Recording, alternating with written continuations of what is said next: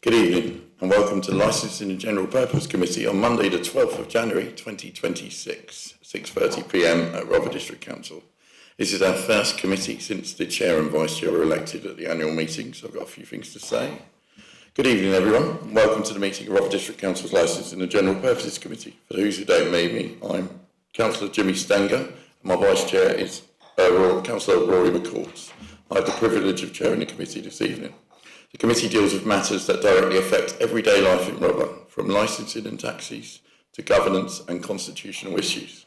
Our role is to ensure decisions are fair, lawful, consistent and in the public interest, balancing the needs of residents, businesses and public safety.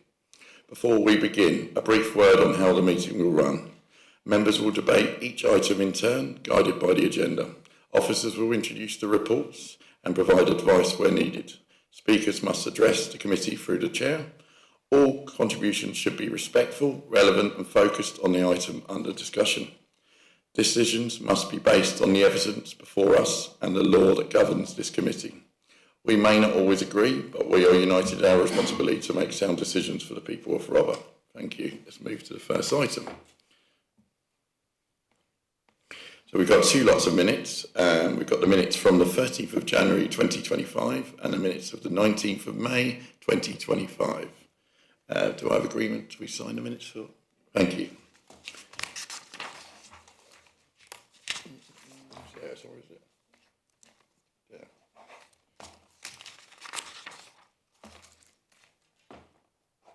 Thank you very much.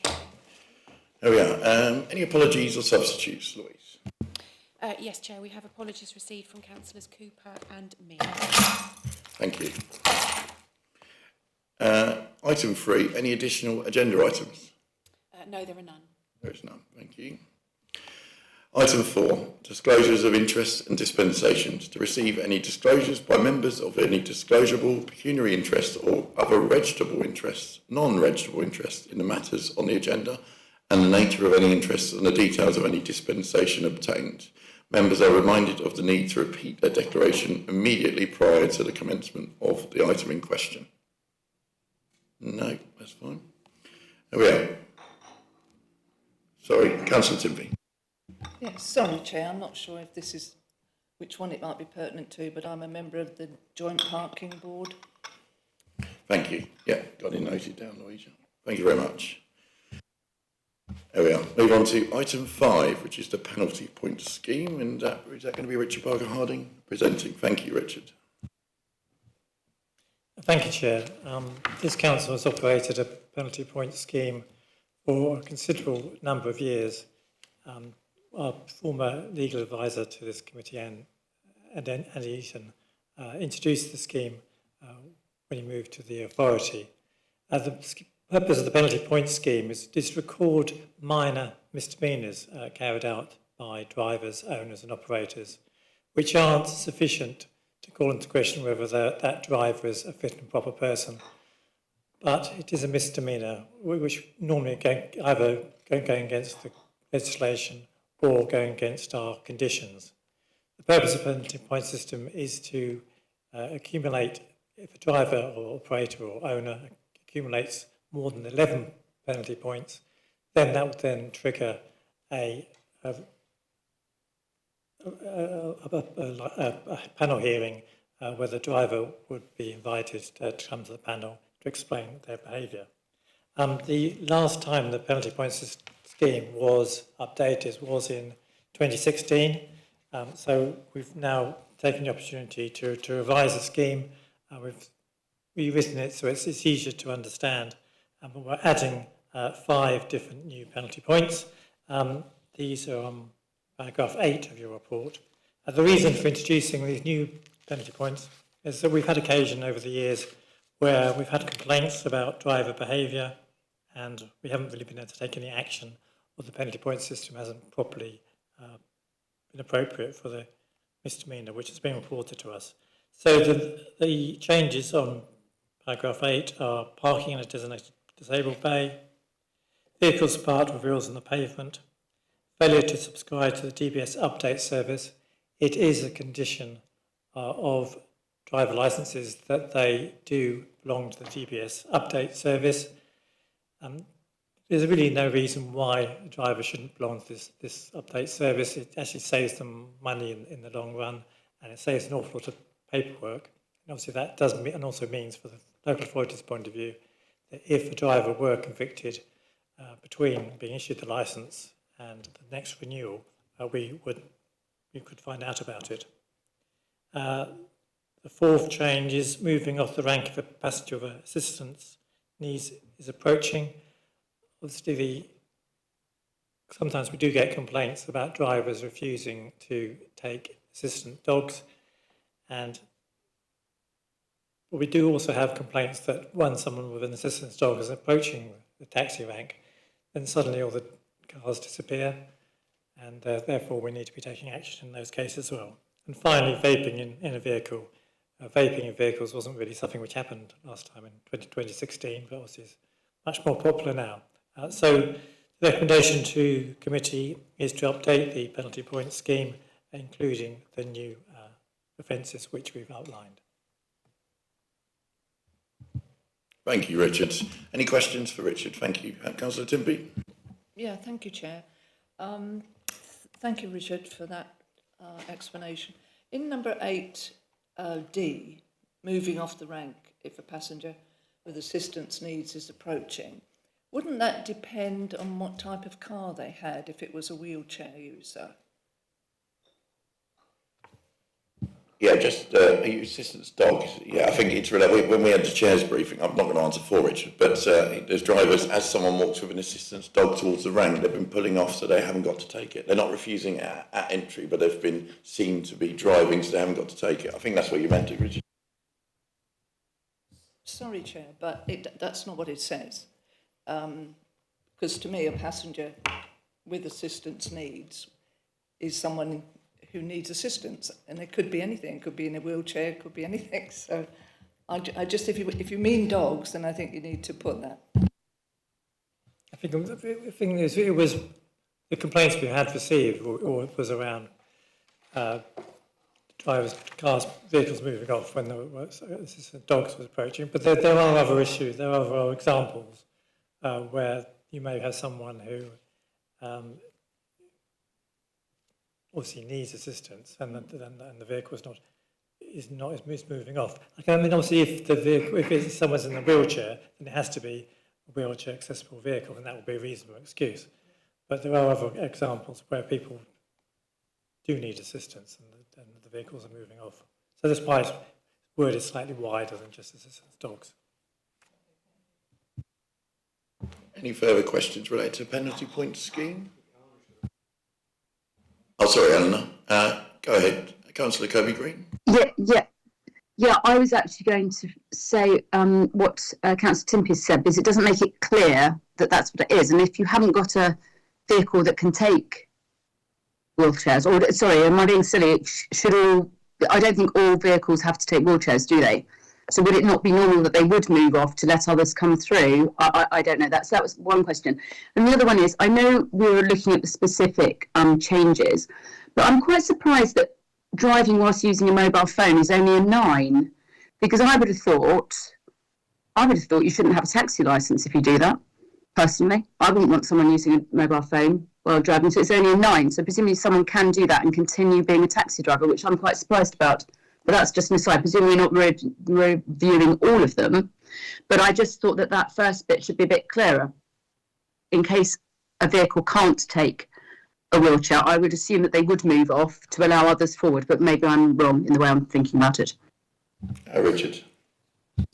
No, you're correct. If it was a wheelchair user and the vehicle wasn't adapted to take a wheelchair, then we wouldn't expect that vehicle to accept that passenger. And that would be perfectly reasonable excuse, and no action will be taken. With regard to the mobile phone and the issuing of 9 penalty points, if members wish to change that to 12 penalty points, then that's a discretion they may wish to exercise. Thank you, Councillor Kirby-Green. So any members in the chamber wish to change that? Obviously, as Councillor Kirby-Green's online, she can't move or second anything, but if any other members would like to There's no appetite. Thank you very much. Oh, yeah. Sorry, Chair. Councillor Timpey. No, I agree with Councillor Kirby Green. I think it's quite a serious offence. So I'm happy to move that we alter number 19 to 12. Yeah, so that's, which number 19?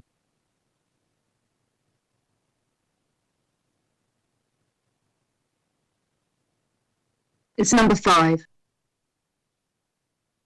Yes, we're looking, do we have a seconder for the motion to move number 5 from 9 penalty points driving while using a mobile phone to 12? I'll second it, Chairman. Second by Councillor Gordon. Thank you. Anything else to say before we move ahead with that amendment? Is that correct, Louise? Yeah. No? That's fine. So we're just clarifying we're changing item number 5 on the penalty points scheme list from 9 points to 12, which will automatically trigger a committee panel, I believe, would it? Yes, it would, Richard, yeah. So that would automatically trigger a panel for that driver because of the seriousness of the offence, yeah. Can we vote all in favour, please? Hands up.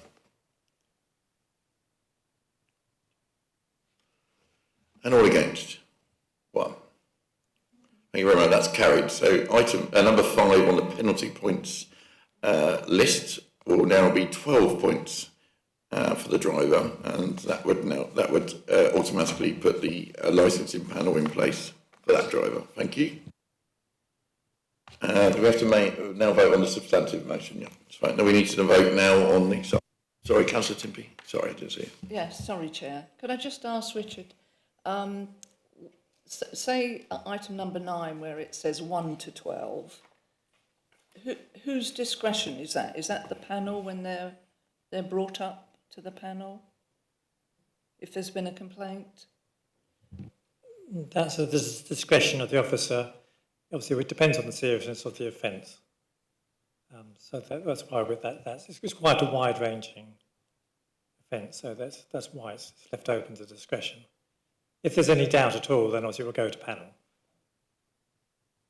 Okay, thank you. Sorry. And another question. Okay. As you said at the beginning, this is 2016 since it was last looked at. So in that time, how many cases of penalty point problems have we had come up to the panel?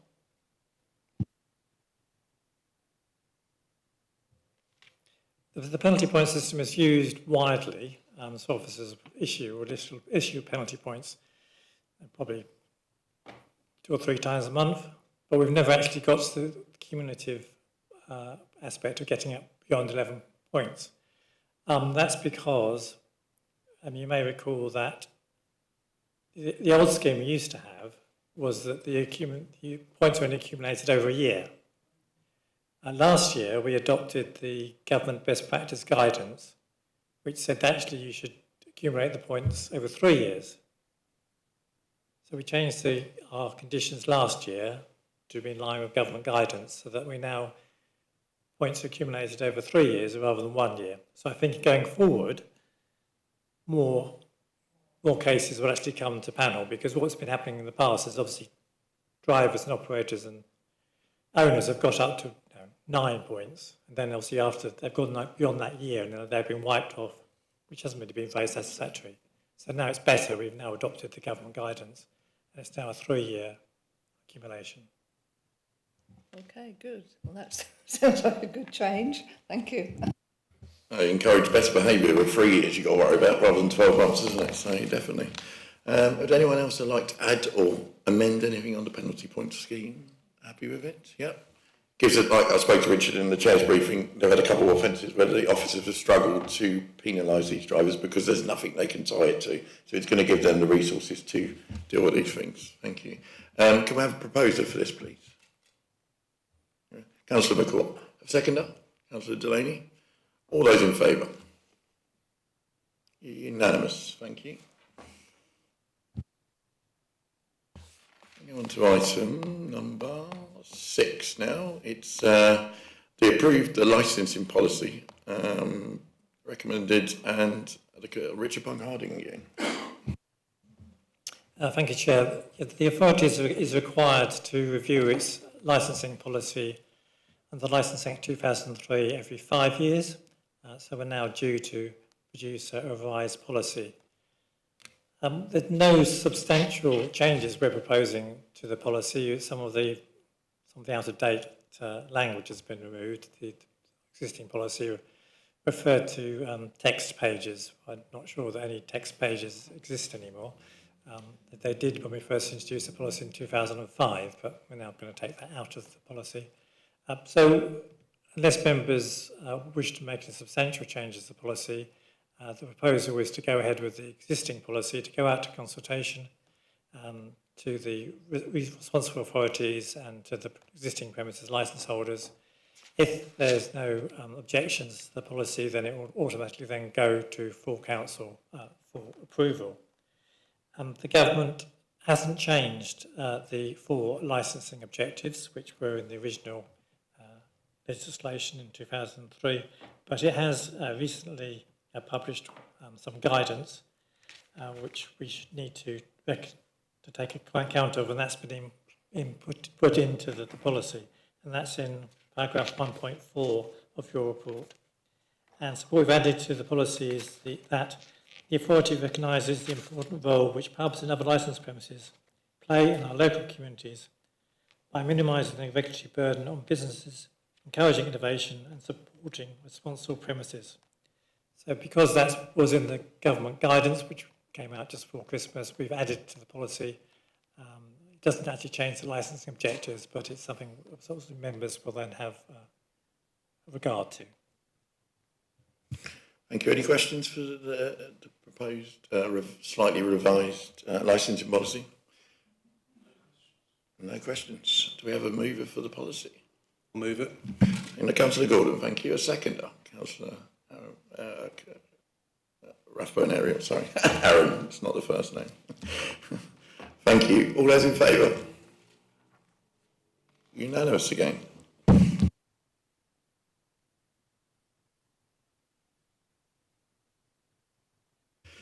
Item 7 is to agree improve fees and charges from April the 1st, 2026.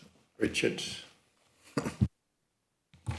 Thank you, Chair. This is the annual report for asking members to approve the fees we will charge from April 2026. Remind members, as usual, that the legislation doesn't allow us to make a profit from the licensing fees, but we must ensure that we cover our costs, which is the cost of carrying out administration and the costs associated with the enforcement of the conditions. Many of the fees which we charge are set by statute, and as I say every year, these are very low and haven't increased for 20 years.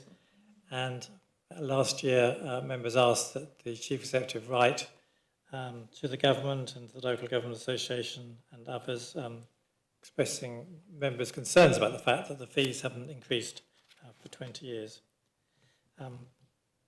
They still haven't increased. Appendix A sets out the discretionary fees which members can increase. Generally, it's recommended that these fees are increased by the Consumer Price Index, so they've generally gone up by just 5%. Some of the fees have gone up more, and that's where we can justify an increase. So, for example, the dog breeding fee has gone up because we found that the costs associated with licensing dog breeders, the time involved is much more than we anticipated, and therefore we're recommending an increase in fees.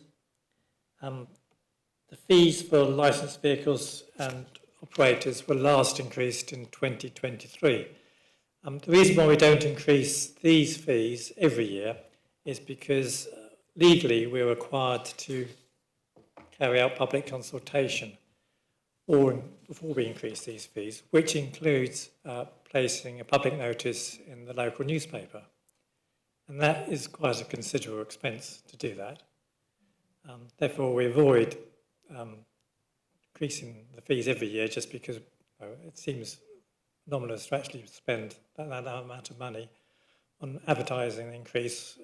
We'd end up having to increase the fees even more just to cover the cost of the advert. So we haven't increased that since 2023, so therefore that increase is higher than the other fees. As a result of the public notice, and we put it in the newsletter we send out to the trade, and we send it out in an email we send out to the trade regularly, but we didn't receive any consultation responses. The other items I just wanted to refer you to was the increase in fees for pavement licences. Pavement licences were introduced as a temporary measure during the pandemic. They were introduced to try and encourage businesses to put tables and chairs outside, which is obviously much healthier during the COVID pandemic. And they were introduced initially at a very low fee to encourage businesses and to support businesses at that time, as opposed to the highways licences, which businesses used to be able to obtain to put tables and chairs on outside their premises. Since then, pavement licences have become a permanent licence, and the government guidance was we can set fees up to a maximum, and therefore, given the actual amount of work involved in issuing a licence, which involves consultation, visiting, measuring up the area, and agreeing with the plan of where the tables and chairs are going, we're now recommending that we charge the maximum amount for pavement licences. I also wanted to point out that there is a sort of a slight error in the report as to it gives fees for charges for the hiring of horses, which goes up to 25, and then it says more than 26. So that would mean that if you had 26 horses, we wouldn't have a fee level set. So I'm just changing that so it just says 26 or more rather than more than 26, just in case someone applies for a licence for 26 horses. And finally, there was a new licence introduced last month, which is a primate licence.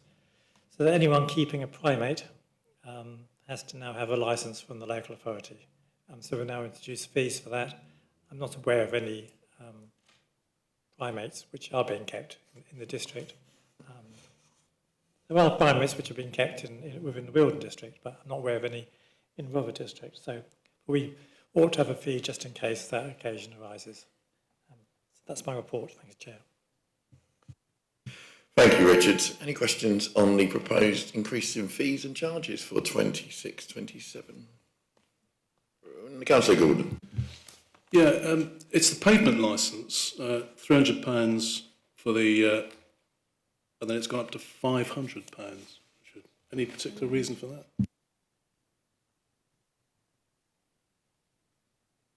Yeah, the fee for the pavement licence has now been, we're recommending increasing it to the maximum, simply because of the cost involved in issuing the licence. They are issued for 2 years, and when you first issue the licence, obviously there's quite a lot of consultation involved, and the plans have to be drawn up.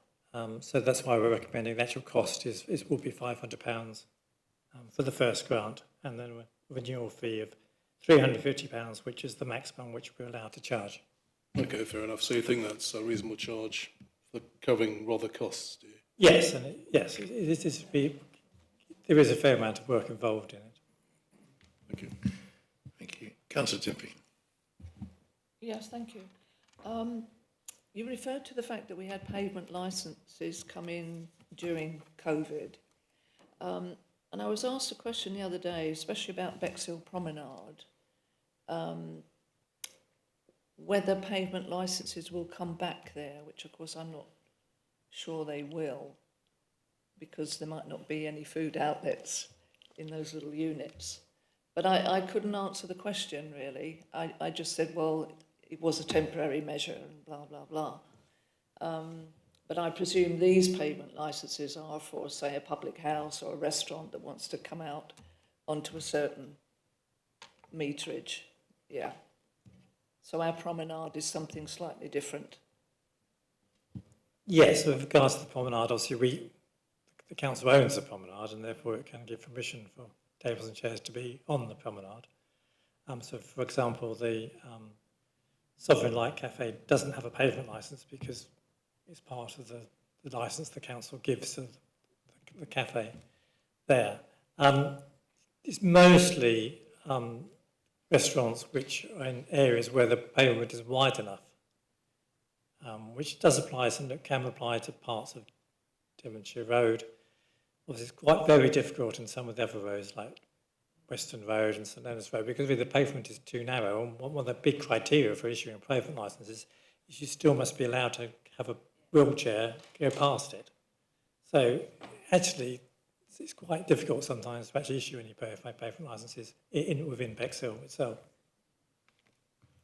Okay, thank you, Richard. Thank you. Councillor Kirby-Green, thank you. Thank you. Yes, sorry, pavement licence again.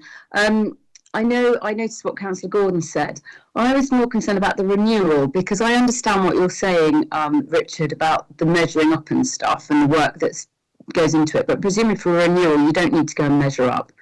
I just feel the hospitality industry is being hit an awful lot at the moment.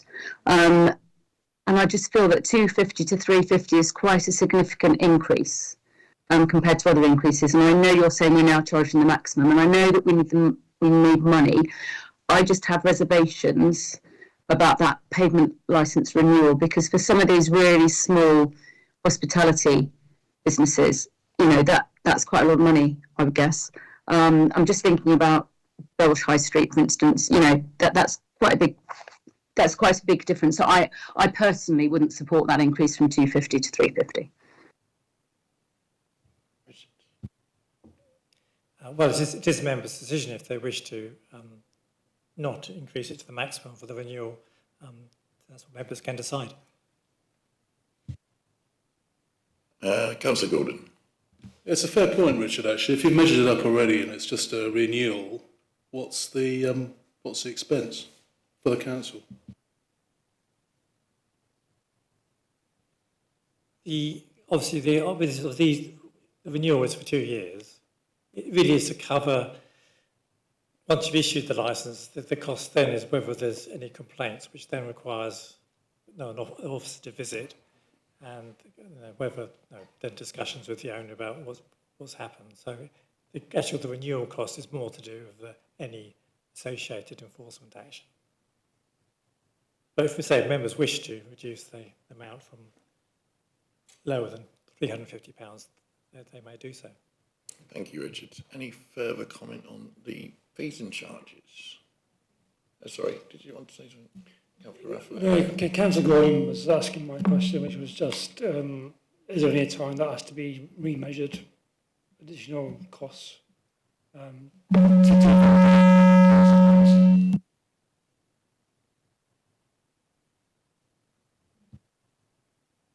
So the issue of renewal is more around, when you issue the renewal, it's then a 2-year licence, is whether or not there are any then complaints about tables and chairs being in the wrong place, which then necessitates the officers visiting and reassessing the application. So if members wish to reduce it, then that's within your permit. Well, Councillor Gordon. So, Richard, you're almost suggesting we should reduce it. I think he alluded to it if they wish to. Yes, I know. Officers give advice, and we're there to decide. Sorry, Councillor Kirby-Green again, sorry. Yeah, sorry, I'm not there. Unfortunately, I'm not there tonight. Otherwise, I would be moving that it's reduced. I just feel that we're sort of penalising good,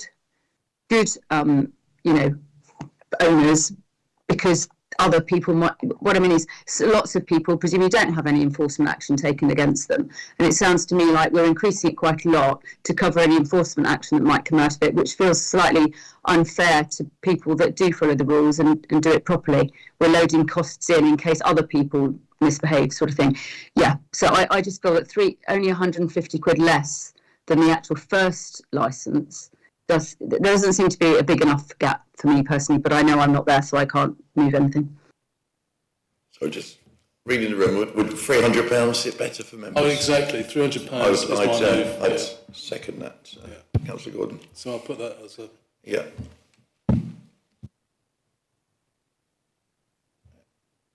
Yes, you're proposing £300, are you? Correct, Chair. Councillor Timpey. Yeah, thank you, Chair. I just want to be clear, Richard. You said that we're not allowed to make any money from these fees and charges. So if I take that literally, then the 350 is not making any money. And so if you reduce it to 300, are you then losing money? I'm just a bit confused.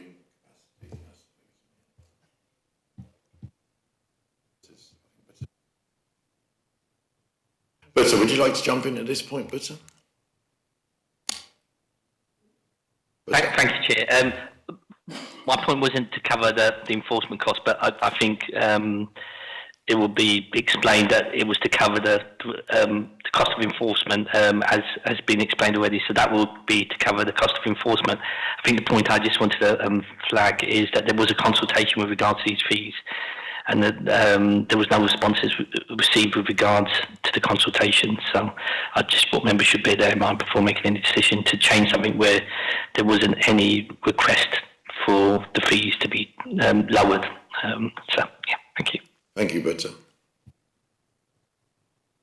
Any further comments? Councillor Timpey. Sorry, Chair. Who did the consultation go to? So was it hospitality owners and anyone this might affect, or...? It would have been just a general consultation, not targeted any particular areas. I mean, I think the issue around the amount of the fee, I mean, obviously, taking Councillor Coburn-Green's point, it's obviously very difficult because when we're looking at licensing in the round, we're looking at the full enforcement costs. So sometimes it is unfair to those licence holders who do comply with the law, that the ones who don't comply do actually incur sort of quite a lot of cost. And then we have to sort of spread that cost out against all the licence holders. In an ideal world, then we have the ability to penalise people who don't comply. That would obviously make the whole system even more complicated. So, yeah, obviously there's a fee for the renewal, covers the administration of issuing the renewal and any enforcement costs associated with pavement licensing enforcement as a whole, not obviously applying to one particular premises. And obviously that applies to the whole licensing regime. I'll just ask Richard, what is the current numbers of enforcement we've had in the last 12 months, or roundabout? Do we have much pavement enforcement, or do we have issues with pavement? I imagine, especially in the towns like Rye, Battle and the villages, the pavements are far too small sometimes, aren't they? But it's not always a question of enforcement. Also, we do get a fair number of complaints from the public because they think the chairs are in the wrong place, which then necessitates an officer visiting to check the chairs and tables are in the right place. When you talk about enforcement, it may just be the officer talking to the business and the chair being put right in the right place. But all these things are a cost. But I mean, we don't have, in terms of the council finances, the difference between charging £350 and charging £300 is not significant. it's not going to change. Councillor Gordon. Yeah, Richard, another one for you. If they're not complying when they're originally given the licence, so when it comes to renewal, can we sort of say, we can't renew it if they're bad compliers? No, that wouldn't be a grounds for refusal. That would be grounds for saying you can't renew. I mean, that would be. It's just a shame that hospitality is having such a hard time now, and the good boys, if you like, get penalised and girls get penalised because you get a couple of bad players in it. Thank you.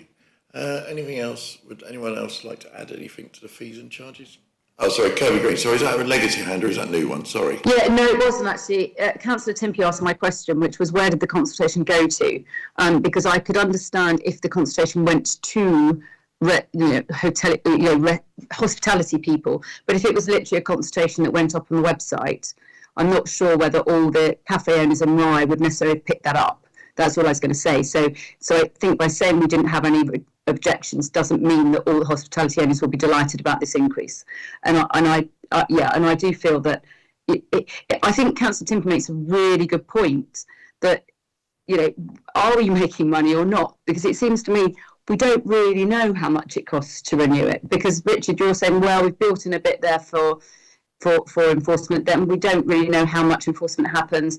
So it's a bit of a, I think there are some maybe that are a bit more obvious to find, you know, some of these that you can see it costs this much officer time to go through the process and do this. But this one seems a little bit more vague to me. So because as Councillor Timpey said, if you're saying we've got to charge 350, otherwise we're losing money, then presumably it should stick at 350. But I'm not really hearing that. So anyway, sorry, throw that back in the mix. It's more,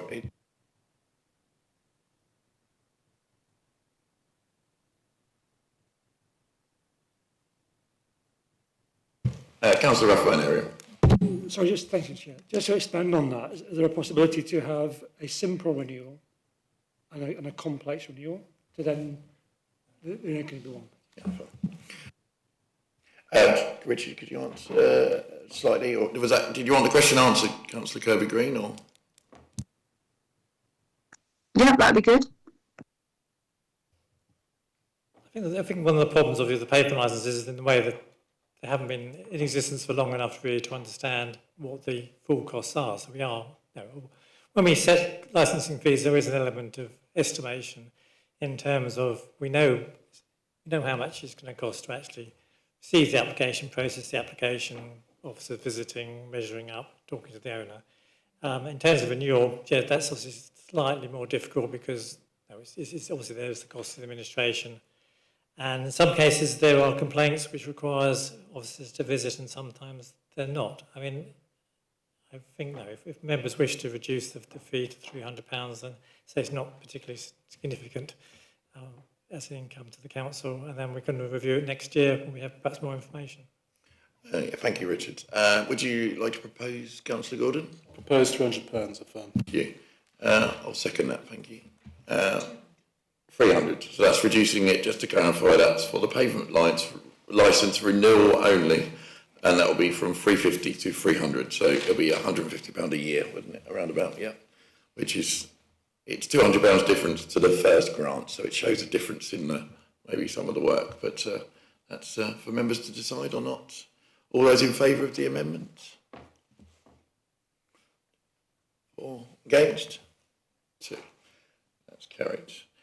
Any more discussion on any fees and charges before we vote on the overall? No, that's fine. So item 7, is it? I think it's item 7. Item 7, to agree the fees and charges, obviously with that one amendment for the renewal of the pavement licence. Can I have a motion, move the motion, somebody? Councillor McCall. Seconder? Councillor Madani. All those in favour? Unanimous. Thank you. On to item 8 now, which is, I think it's the surveillance or something, is it? Yeah, to advise, this is a standard item, I believe, to advise members of any covert investigations carried out in the powers under Regulation Investigatory Powers of 2000. Over to Richard, or which one? Is it Richard? Yeah, thank you. Thank you, Chair. Yes, we are required to make an annual report to this committee stating whether or not we've carried out any covert surveillance in the previous year. The last time that we were inspected by the Investigatory Powers Commission, they made a recommendation that we make an annual report to members setting out whether we've carried out covert surveillance. This is obviously a report confirms we have not carried out any covert surveillance. I survey all the investigatory officers every year to find out whether they are doing any covert surveillance, particularly to make sure they're not using any covert human information sources, and to check officers' use of social media for surveillance, which is where the slight grey area comes into when officers may stray into doing surveillance by using social media. But we do provide training to officers. We carried out comprehensive training in 2023 when our last policy was renewed, and we will carry out further all-staff training for staff involved in investigations in June of this year. So obviously give a reassurance to members that we aren't carrying out covert surveillance, but also to give a reassurance to members that we do carry out investigations, but we just do so overtly, so that we know if an officer is in an area and they see something is wrong, then they can take action. That is not covert, that is overt. They're not there in disguise, they're not there in camouflage, they're just there walking down the street or knocking on someone's door. And the other thing we do, obviously, most of the time with our investigations, the people we are investigating, a lot of the time we tell them we're investigating them. We tell them that they're a subject of a complaint, and therefore that we're not doing anything that they don't know about when we're investigating them. So that's my report. Thank you, Richard. And like you said, I think the last time we used it was 2015. It was very expensive, and the actual outcome was not even worth the actual procedure. Any questions on this? It's a report to be noted, but we do have to propose and second it. Can I have a proposer, please? Gav Delaney, Neil Gordon, Councillor Delaney. Thank you very much. All those in favour? Unanimous. Thank you. Let me go back to the beginning. Sorry, I'm on 80.